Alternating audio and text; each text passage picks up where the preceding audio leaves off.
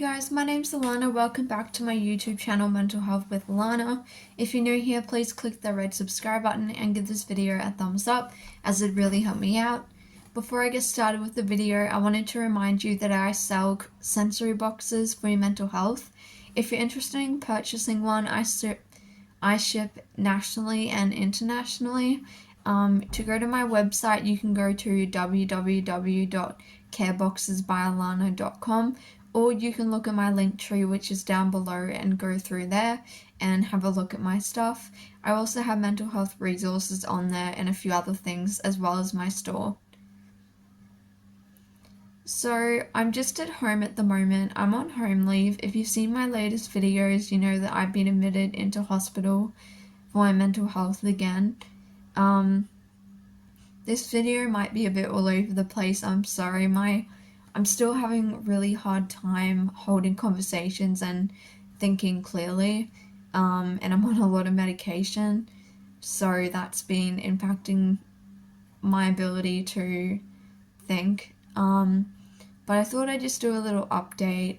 I was gonna do one in hospital, but since I have home leave right now, I thought I'd just do a little one now. So I am allowed leave to begin with, but I have to be with a friend or a family member, so I'm not allowed unescorted leave. The reason why I can't have unescorted leave is because of my paranoia, and also because I've been feeling suicidal. So they obviously don't want me going out on my own, and even if I wasn't feeling suicidal and it was just a paranoia, even if they gave me unescorted leave, I still wouldn't go anywhere because I'm so paranoid. So there's just no point on getting unescorted leave because I'm not going to go anywhere. So since being in hospital, we've been adjusting my medications a lot.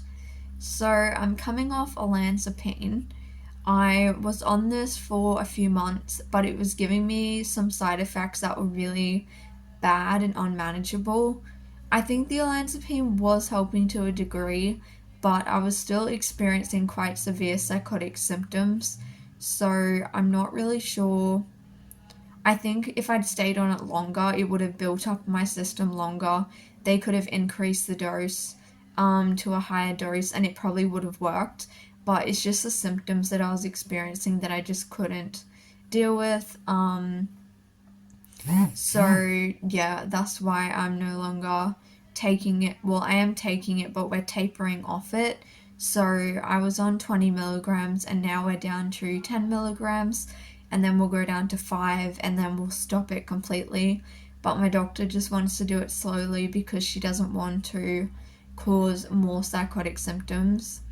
So as for an antipsychotic, I'm taking quetiapine, and I've been on quetiapine for years, but only at very low dosages unless I was manic, and the highest dose I ever used was 250 milligrams, and that was when I was manic to bring me out of mania. This time around, we are tapering up to 600 milligrams or 800 milligrams, just depending on how my symptoms go. So I got admitted Monday and it is now Saturday, and I haven't noticed a difference yet, because the thing with medication is that it takes a while to actually work and build up in your system for it to have full effects. So we're not sure yet how the quetiapine is going to go. We're just hoping that the quetiapine is going to help alleviate some of my psychotic symptoms. So yeah, I'm taking 400 milligrams of quetiapine at the moment, I think. Also got added another antidepressant because I've been getting, I can't think of the technical term, I'm really sorry. I think it's called blunted affect, maybe. I think that's what it's called, like blunted affect, where basically you don't, like, I'm not feeling any emotions apart from my eating disorder. That's a whole separate thing. I'm not going to go into that because would just be too long. That's a whole nother topic, and I don't feel comfortable making a video on that yet. But apart from like eating, I get upset when I eat and I like will cry or whatever. But apart from that, I've been experiencing like literally just no emotion, just completely like numb and blunt, and not really having any like facial expressions. And I think they call it blunted affect. I'm not 100% sure. Obviously, I'm not a psychiatrist, um, but I think that's what it's called. And the other thing that I've been experiencing is thought blocking. So, thought blocking, this is what my psychiatrist explained to me. Thought blocking is where you um, have a hard time keeping a train of thought, and then when you go to speak, you start speaking, and then what you were going to say is gone. So, I'm even struggling now to actually like pull thoughts together. Like, it just feels like it's just really hard to like pull thoughts together in a cohesive manner. And I just kind of have a billion things in my head and I can't really put it together into a timeline, if that makes sense. But she said that I've been experiencing thought blocking, which I didn't even know was a thing. I've never heard of that before. And yeah, I've still been experiencing hallucinations. They have gotten a little bit quieter, which is good. And I think that's the quetiapine finally kicking in. But obviously, we won't know like how much it's gonna help until I've been on quetiapine for at least like a couple weeks. So I'm gonna be in hospital for a while just because we're really messing around with my medications, and you can't do changes too quickly because then it can just like wreak havoc. And then also there's variables and you don't know which variable is causing what problem. So we have to add things and subtract things slowly. I also am coming off mirtazapine because my doctor actually forgot to put it in my notes that I was taking it, and I didn't take it for a few nights and I still slept completely fine.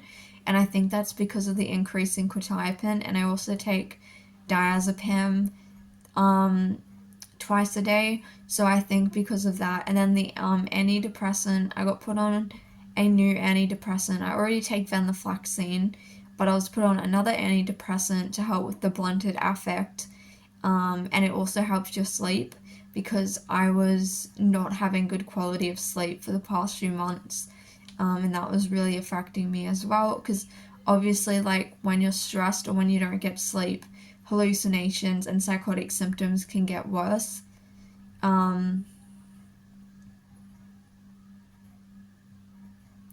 So I'm just trying to think if that's everything that I need to update you on.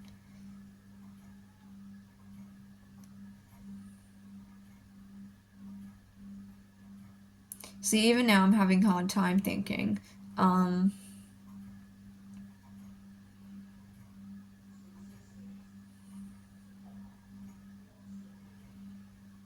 So I talked about medication. I suppose the other thing, I don't know if I've mentioned this in a video, but the other things that I've been dealing with are delusions. It's hard for me to say that they're delusions because to me they sound. Sorry, I need something to fiddle with because I'm having a hard time thinking. What was I saying? Delusions. So it's hard for me to call them delusions because to me they're not, and these things feel real and really scary. So I've been really, really paranoid about TVs. So I feel like the government is spying on me through my TV. So at home, before I was admitted, I was covering the TV with a blanket. I have no idea if I mentioned this in any other videos. I have no idea what I've said in other videos. But yeah, I was covering the TV with a blanket, And then if my family wanted to use the TV, I'll just stay in my room. Like right now, my sister's watching TV and I can't go out there.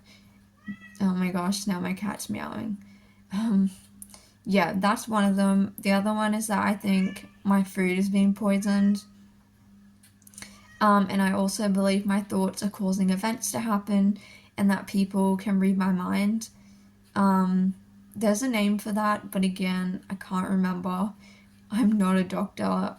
These are just, it's what I've been experiencing basically is just a bunch of psychotic symptoms that are basically like having psychosis. So I've just been experiencing visual and auditory hallucinations. What people are saying are delusions. Just really bad paranoia. The paranoia is the worst thing. Well, not the worst thing, but the paranoia is really disabling because obviously when you're really paranoid that you're being followed or you're really paranoid that people are out to get you and harm you, you don't want to go anywhere and you don't want to do anything. So before I was admitted, I wouldn't go anywhere unless my mum or my dad would come with me. And obviously they have lives, they're working. I'm 23. Like I have a car, I have access to go out of the house, but like I wasn't going anywhere that was further than like 5 minutes from my home. And I was only going out to attend appointments, and that was literally it. But the paranoia would cause me so much distress because I feel like people are out to get me. So that's also been like a really hard. I did. Oh yeah, and I dyed my hair. Well, I didn't dye it. The hairdresser did. It's not what I wanted. I wanted a blonde, really blonde, like platinum blonde balayage. But basically, what happened was I went in. I had split dye hair, and I had orange and pink. And to remove the color, they had to do color remover twice. And after doing that, and I've been bleaching my hair to do the split dye for like the last 6 months. So my hair's been through a lot of bleach, and because it was like damage from the bleach, and because I was doing it at home too, it wasn't a professional. Once we removed the color, the hairdresser looked at it and said, "It's just too damaged. Like if we bleach it, your hair could fall out." It looks okay now because it's straightened, and I've been putting oil in it, the oil that the hairdresser suggested that I get.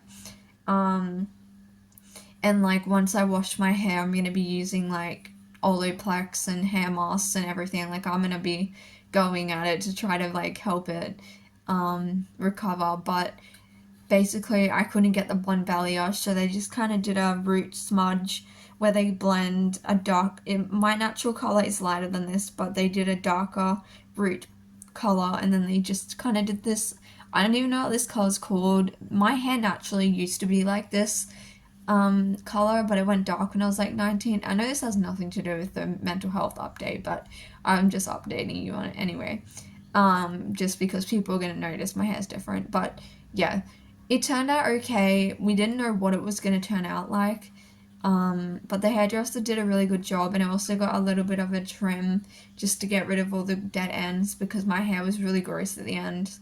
And she said I can come back in November and then we'll do the blonde balayage.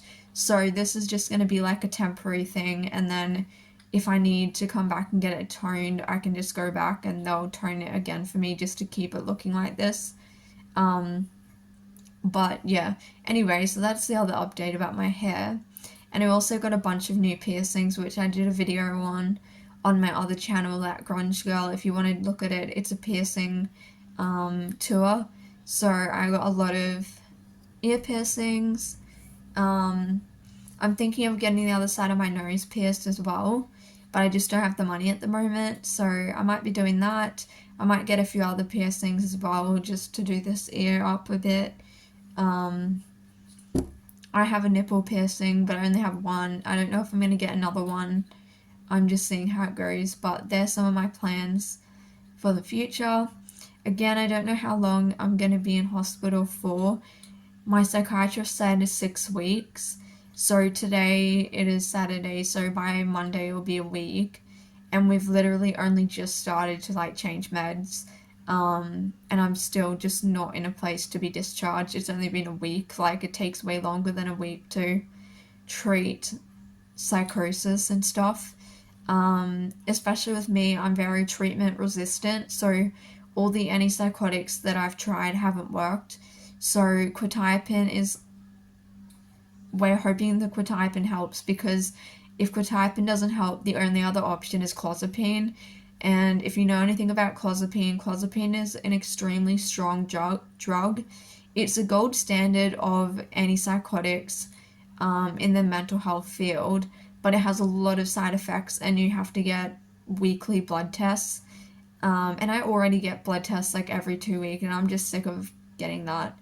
Um, so, it has a lot of, it can actually have some really serious side effects, but like, it has worked absolute wonders for people. So it's kind of like weighing up whether you want to kind of like deal with that or not.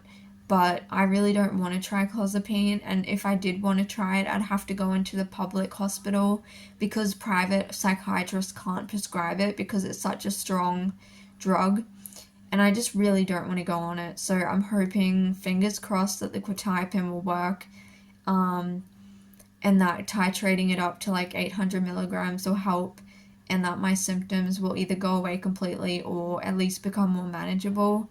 I don't think my symptoms are going to go away completely, but I do think with medication increase, they're going to become more manageable. So yeah, that's my update. Sorry that it was a bit long. But that's what's been going on with me. I will film another update when I'm in hospital, once my meds have been like changed again, and if anything else has been going on. Um, but yeah, I hope you guys are well. I'm trying my best to try to think of some positives, because it's been really hard. Um, but yeah, thank you guys for watching, and I appreciate all your support and all your comments. It really means a lot to me. And I hope you check out my other videos on my channel, as I have a lot of different mental health topics. So that's it for this video, and I'll see you in my next video.